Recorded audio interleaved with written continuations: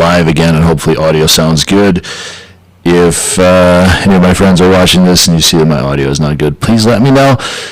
Anyway, the purpose of this live stream, or this video if you're watching this later, is to help those that are looking to buy, sell, or invest in real estate in this crazy market, amidst crazy, insane situation in the U.S. and the entire world.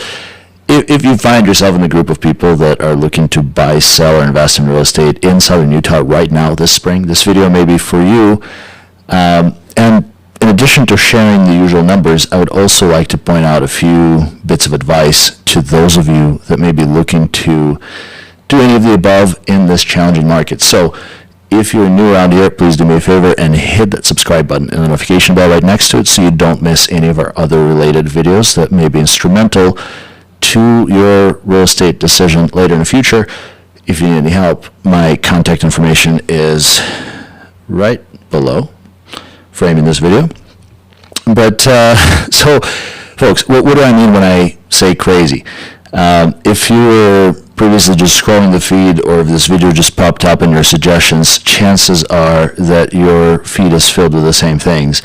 Inflation rate is at all-time highest, nearly 40-year highest, depending on which numbers you go by.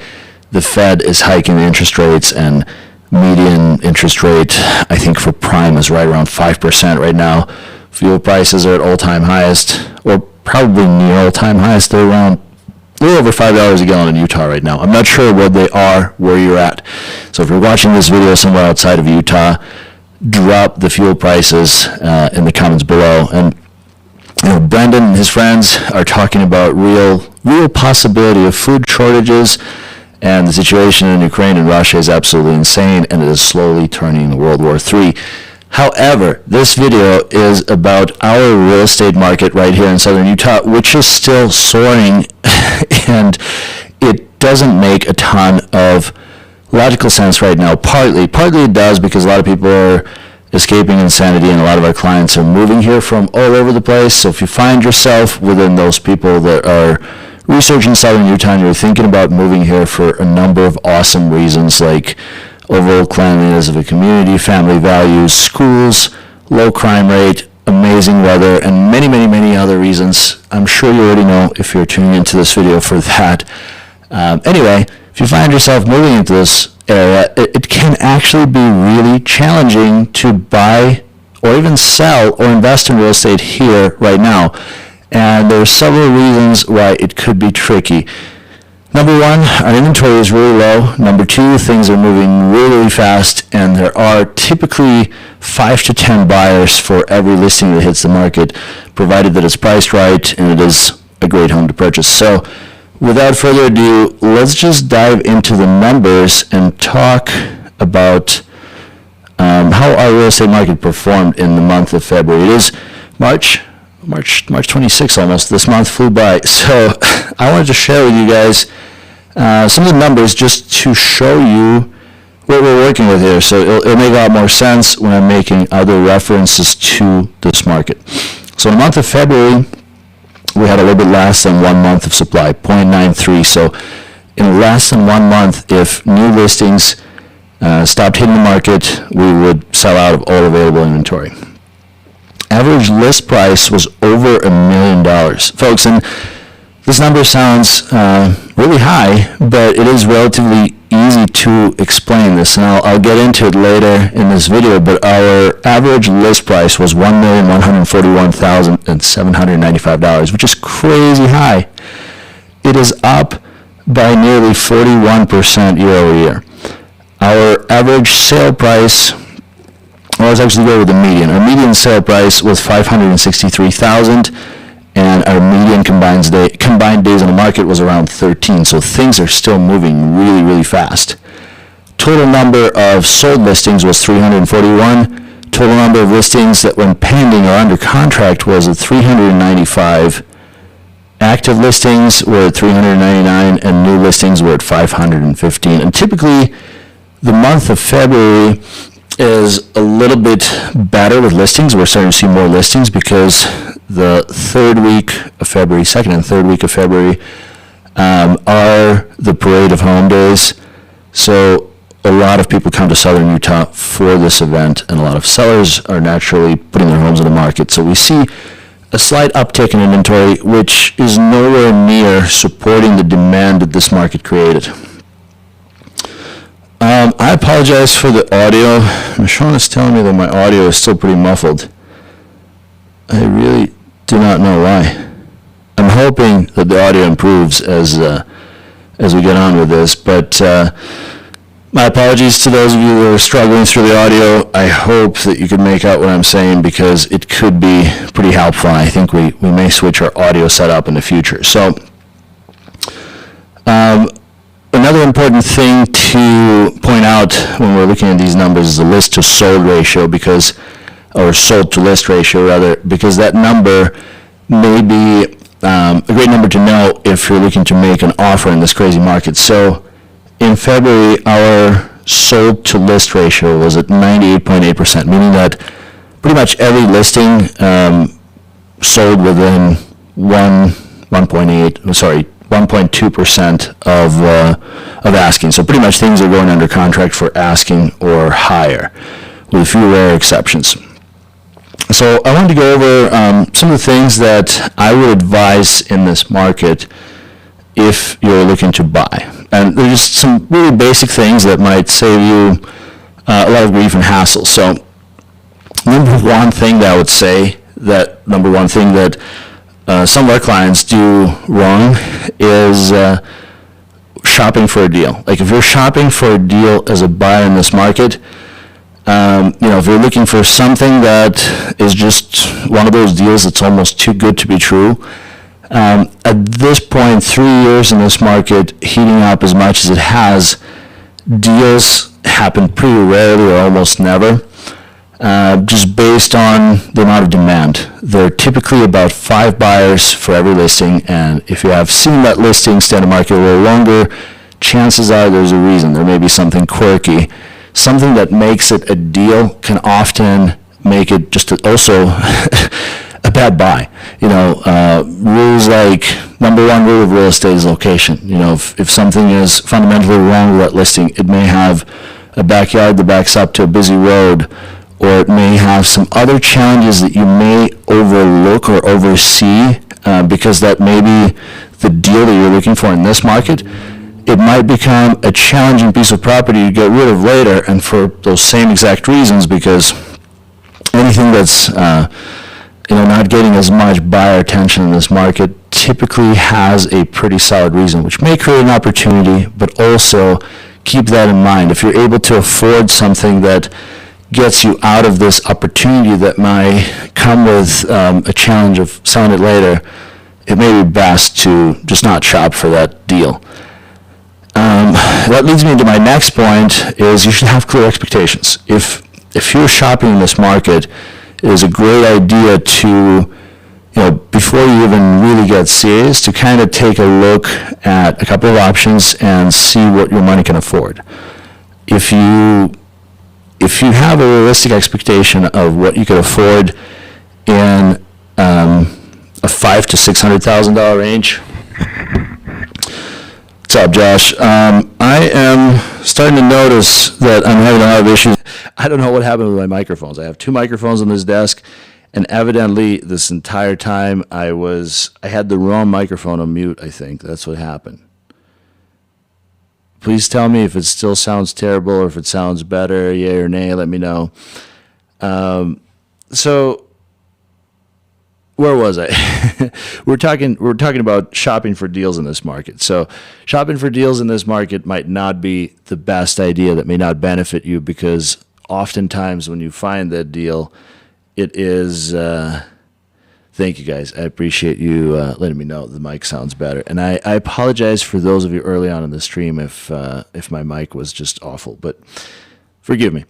Anyway, shopping for this deal in this market might not be your best interest, because what happens is, if you're constantly looking for this next best deal that may be just too good to be true for the market, chances are it is. And while you're chasing that next best deal, you might just get priced out of something that was within the realm of what's possible. From what we're seeing, it seems like things are just continually going up and up and up in value, and it can't go on indefinitely, but the purpose of this video is the immediate need. Like, let's say you're looking to make something happen right now. So I would say, you know, and going into my next point, you have to have clear expectations. You have to kind of understand what can you afford. If there's a mortgage involved, it's good to talk to your loan officer to figure out exactly what your principal with interest and taxes and insurance, if you're escrowing those things, what is that going to look like from a monthly payment perspective? You know, just making sure that this is something that you could actually afford and something that fits in well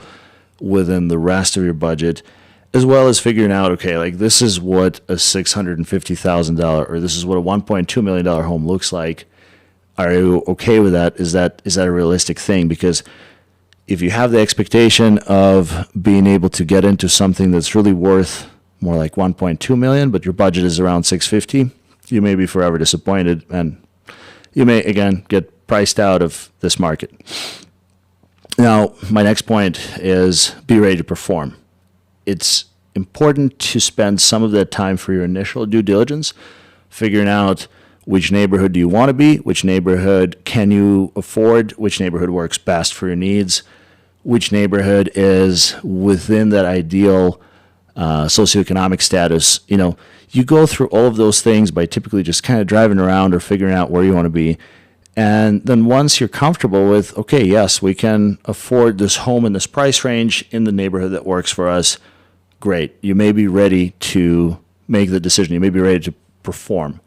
Another thing that goes into it is a lot of our clients are in a position where they're selling a home, and they're selling a home, let's say, in Seattle, Washington, or in Portland and Oregon, in California. Most of these markets in the Pacific West are still really, really hot.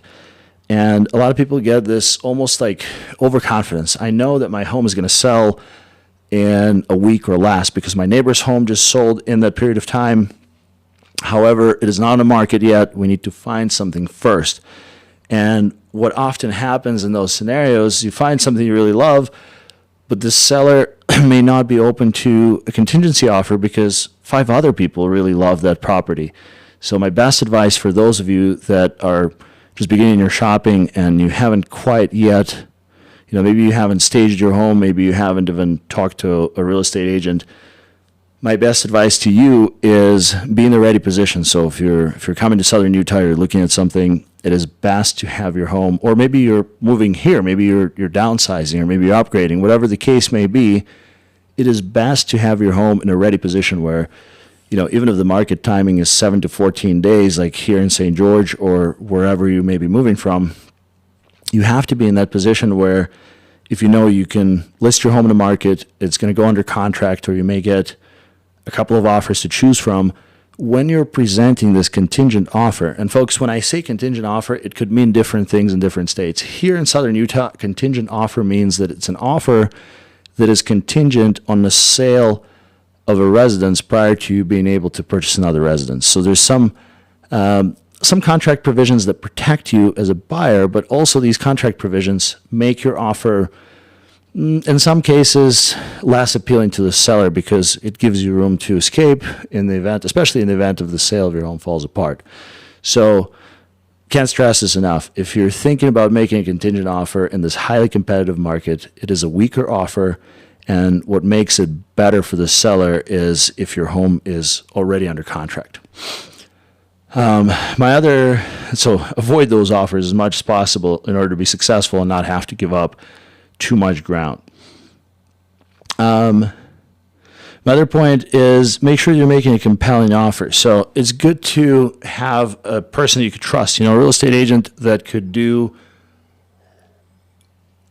market analysis for the neighborhood, that could kind of tell you what things have been selling for. And another thing that's great to watch is list to close ratio, like the list to close ratio that I was talking about earlier when we were looking at numbers. Most deals happen within just a fraction of a percent, you know, plus or minus, really, really close to asking price, often over asking price. Now, this is just a general market approach. If we look at the market as a whole, like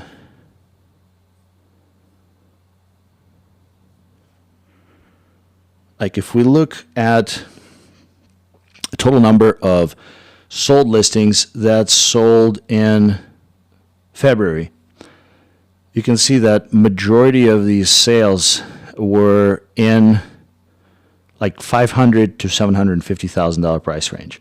So for instance, a number of active listings, this is actually a better thing to look at.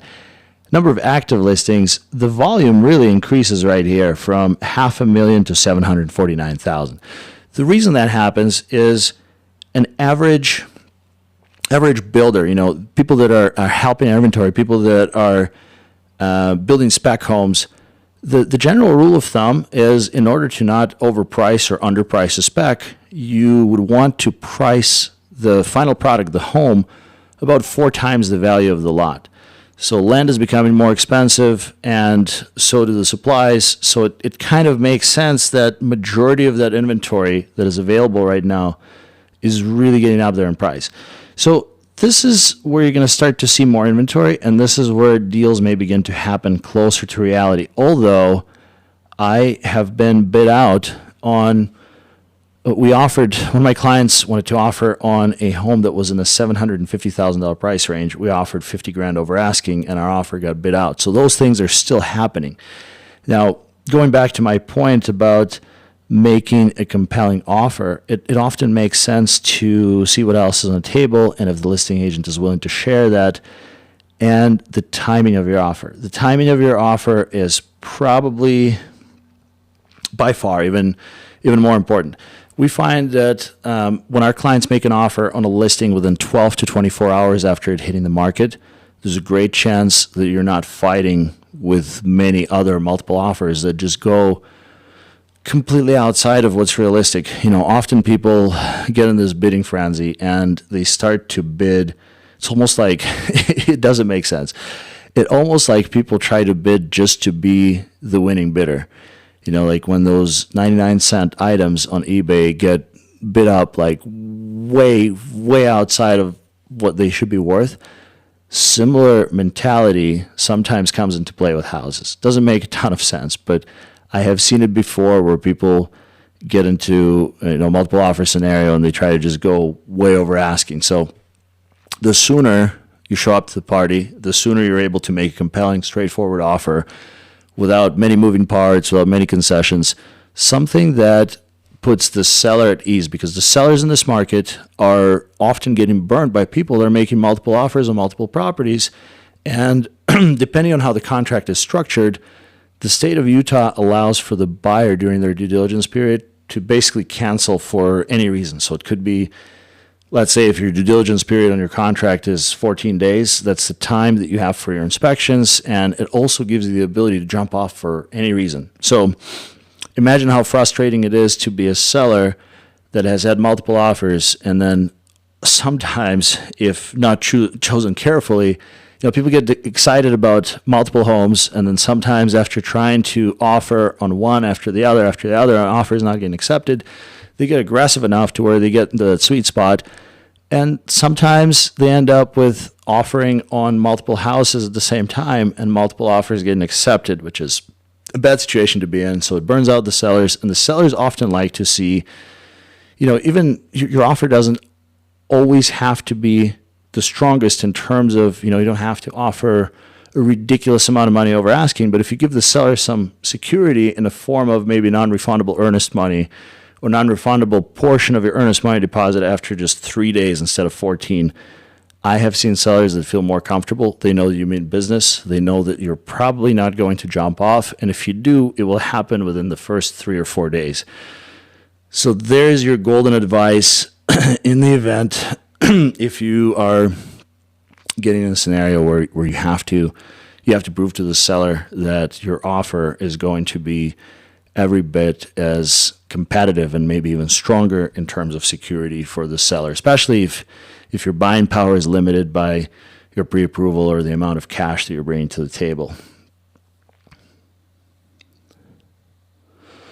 Another interesting point for buyers is, what if you just can't find the one that you love? And sometimes across all price ranges in this market.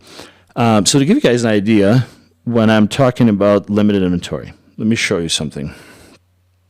So currently, our entire market has just 394 listings, and that's across all of St. George and all of Hurricane Valley. So out of 394 homes, often, even if you get up there in a price range, it is just tough to find the one you love. So what happens then? Well, it helps if your budget is over $1 million. If it's below, then sometimes you just have to be patient, and hopefully you can still find the one you love and you're ready to perform. If your budget is over $1 million, we work with several builders and developers, and we could, use more of a custom home approach, or we could find a spec home. Because of the supply crisis and uncertainty in the economy and prices, a lot of builders don't advertise their spec homes on the market until they're about 30 to 60 days out from completion, because it allows for them to not have these wonky contracts. They're often single-sided and protect the builder more so than the buyer. So a lot of builders, which we have a great relationship with, don't advertise their homes on the MLS. So sometimes in certain price ranges, all the way up to the millions, you may be looking on the MLS and there's just nothing that you love. You just have to talk to the right people. We'll find you the right option. So this leads me into some seller advice and some of the stats that matter most for the sellers. And even in this hot market, you kind of have to look at things of that nature. So if you're thinking about selling your home, you can expect for, median combined days on the market is around 13 days. So things go under contract really, really fast. And the total volume of active listings is really low, depending on the price range that you're listing it in. Anything that's over $1 million usually has a little bit more time on the market. Anything that's under, and once you get into like really low ranges, like anything in the $300,000 to $400,000 range, it just goes under contract basically within a matter of hours, possibly days. So it kind of goes into play,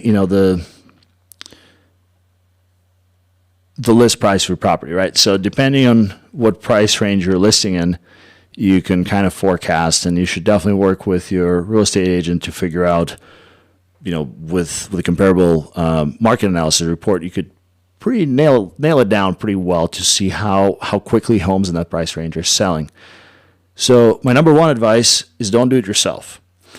In this market, when people are looking for deals, or in any complicated market, when investors are looking for deals, they usually go off market, because an experienced investor knows a lot more about real estate, about buying and selling real estate, than somebody that's doing it for sale by owner. Even if you've bought and sold a dozen of homes in your lifetime, the market is dynamic. It constantly changes, and especially when things are that hot, you could think you're saving a couple bucks by avoiding hiring a realtor, not paying for commission, and potentially doing a great job. Yes, chances are you could do a great job, pay your own closing costs, pay an attorney to review your contract to make sure that everything goes smoothly. But in 9 out of 10 cases, I would say hiring a realtor would still net you more money, save all the hassle, and prevent you from tricky situations that can happen. Even though it seems like selling a house right now is like shooting fish in a barrel. However, if you price this listing too high, you might stigmatize it and you might miss the opportunity for multiple offers.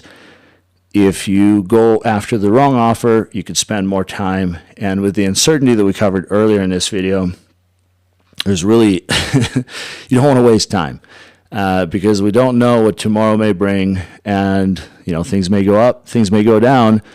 A lot of people are forecasting real estate crashes right now. I don't think that we're going to see anything as crazy as what we have seen before. But then again, a lot of things that are happening in the world we have never seen in history before. So my second point in my advice to sellers is don't overprice your listing. Overpricing your listing in a hot market is, or in any market really, is one of the worst things that you could do. So if you think your home has a potential to sell up to $1.2 million, but the median sale in your neighborhood and the median listing is around $950,000 or $1 million, you should be competing with those folks, because chances are you're going to get multiple offers and you're going to get over that $1.2 million threshold. And I'm just throwing numbers out there, for example, versus thinking about, let's just list it at 1.35 and then work our way down if we have to. So psychology of the sale too is when the buyers start to see you doing price reductions, they will think that, you'd be willing to sacrifice even more if you really want to sell your home. So then numbers are working against you at that point. You're much better off creating a really attractive opportunity, where the home is priced just right per square foot, has the right amenities, and getting out of it much faster with a primary offer, a backup offer, and potentially offers over asking. So this approach typically works really well for all of our sellers. Another thing that may be very important for you as a seller in this market is a solid exit plan. Sometimes as a buyer, you actually have an easier way of canceling a real estate contract versus being a seller. So during the due diligence period time, as a buyer, you could walk away for any reason.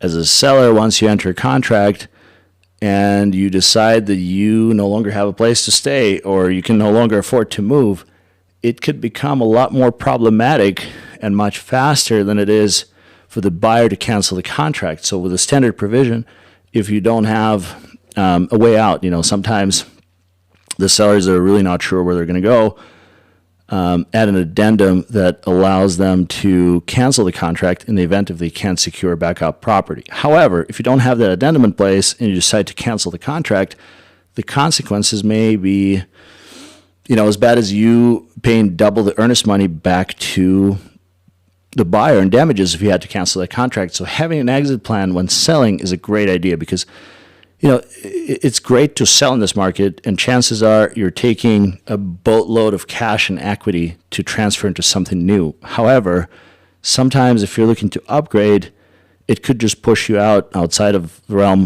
of what's possible. So sometimes people get too far in this process, they don't have something secured, and they're making a wrong move. So you want to make sure that this is not going to be you. And, my top advice for sellers, just hire a professional. Just give us a call. I will place my contact information right here, and it's all over this channel. We can meet for a free consultation. I'm happy to point you in the right direction. No obligation, no pressure. If it helps you relieve some stress off your shoulders, I'm here to help. I'm here to consult. So, investor advice. There's a couple things that make investing in real estate probably not the best time overall, just given the market stats and seeing how crazy high, how crazy expensive things are right now. My number one advice, well, it's not really even my advice. That's advice in any market, really, no matter how challenging or how complicated the market is, do not try to time it. If you're thinking about investing in real estate and this may be your, better hedge against your cash losing value at the rate of inflation in the bank, you may be diversifying your portfolio. It might be your first real estate deal, or you might be doing a 1031 exchange out of something that you already own, and you want to do it before 1031 exchanges are potentially off the table. Brandon and his friends were talking about that potentially no longer being a thing. So if you're looking at doing that, do not try to time the market, because the market will always run away, and it's really hard to time it to buy in a dip. And right now, so many people are pushing out so much information about different things happening. Hard to tell what it's going to be. Just drive, cost average your investments. And that leads me into my next point. So always try to look for a wedge deal. We talked about deals earlier, but with real estate investing, it's important to know what your rents may look like for single family, for multifamily. And if you could find a deal that gives you just enough of a wedge where if something turned, if the economy got worse, you want to be in a position where you have room for better, best, and the worst case scenario, so that your rents are still covering your bottom line and you're still able to either cash flow or at least hold that property without the risk of loss. My next advice is realistic cap rate expectations. A lot of people are going into it, especially new investors or somebody that's new to the area, and they're expecting double-digit cap rates or something crazy high. Typically right now in southern Utah, if you could get to like the 5 or 6% territory, that seems to be kind of right in range with what's possible. However, over just the last few months, our rent rates went up pretty substantially. Let me show you guys. So to give you an idea, like, and this is just a three bedroom, 2-bathroom apartment or a home, a duplex in St. George. So sample size of 38 properties, and your average rent is around $2,000 right now. So to give you a better idea, we're looking at anywhere from $1.10, $1.25 to about $1.50 per square foot.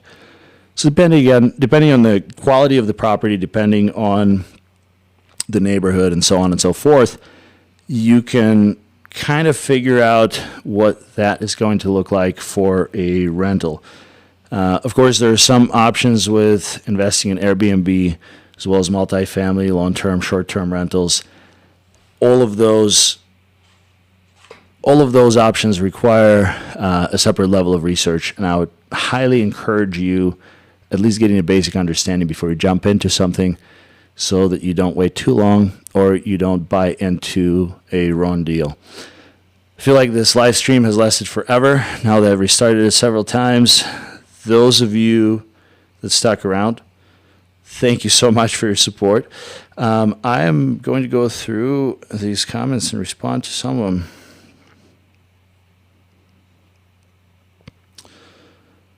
Ryan is asking us on any advice or strategy on a second home purchase. What do most people do wrong?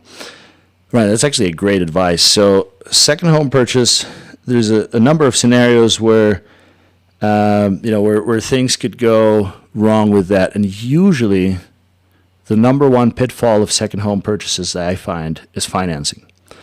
Some lenders get really excited and and I don't know, I don't want to speak badly about anybody, but I have seen it before where they set a false expectation about a specific lending product that may be available to you that is not.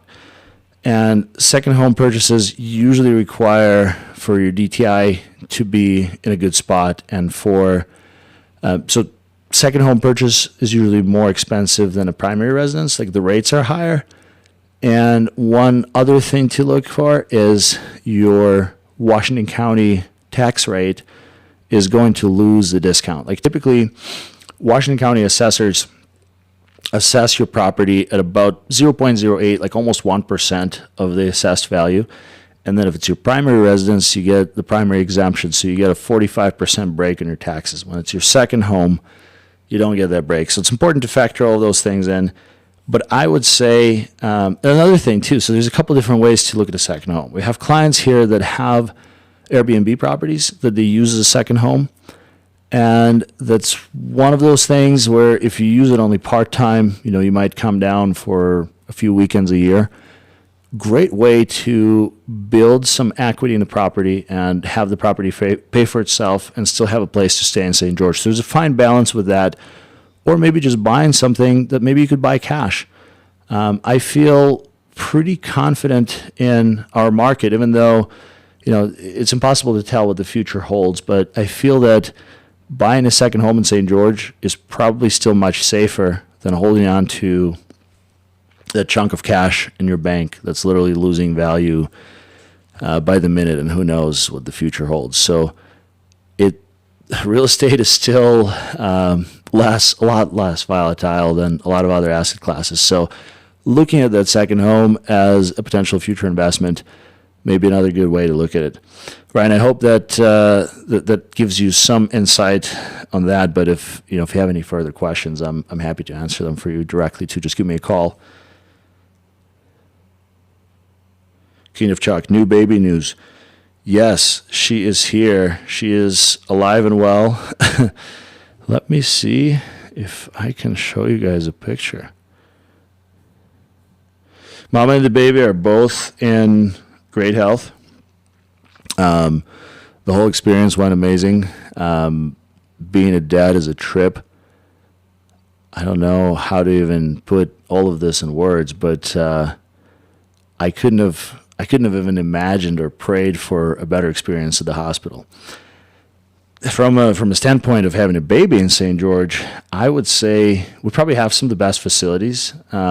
Everybody was super nice, but I still had some, like, really, it's an emotional roller coaster, right? It was my first, and it is, you don't know what to expect exactly, right? And then this creature comes out, your brain goes into an overdrive, and you think about the person you love the most is literally going through a near-death experience, and anything can happen.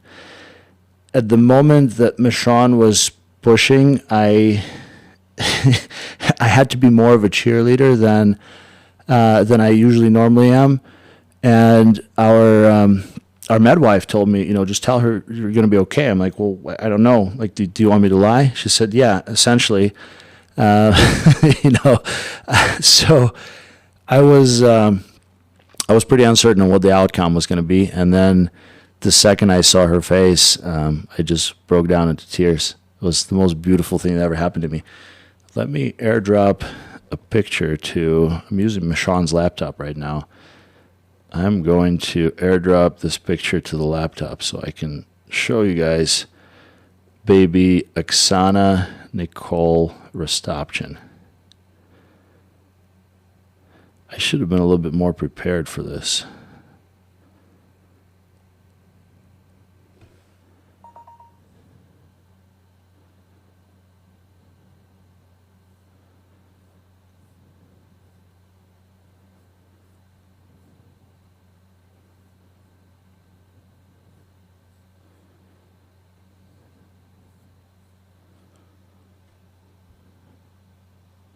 There she is. Her favorite hobbies right now are drinking milk and sleeping. We have been getting some sleep, but Michon gets the bulk of it. But she's so beautiful and absolutely 100% worth every minute of lost sleep.